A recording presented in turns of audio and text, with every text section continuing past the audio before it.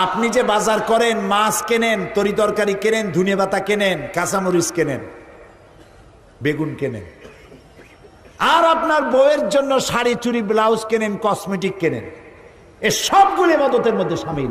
যদি আপনার ইনকামটা হালাল হয়, এ সবগুলি সাদকার সমতুল্য সওয়াব। আলহামদুলিল্লাহ বলে। দেখছেন ইবাদত এখন কত বড়।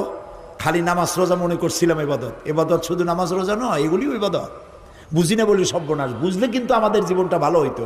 সুবহানাল্লাহ বলবেন না? বুঝি না বলি সর্বনাশ। আপনি যে জমিনে চাষ করেন, এটাও ইবাদত। যতক্ষণ পর্যন্ত আপনি বিসমিল্লাহ বলে আঙ্গুল ধরবেন, জমিন চাষ করে যতক্ষণ ঘরে না ফিরতেছেন, ততক্ষণ পর্যন্ত আমলনামায় শুধু নেকি লেখাই হতে থাকবে। কারণ এই চাষের উপরে নির্ভর করছে আপনার খাওয়া, আর খাওয়ার উপরে নির্ভর করছে আপনার জীবন, জীবনের উপরে নির্ভর করছে আপনার ইবাদত।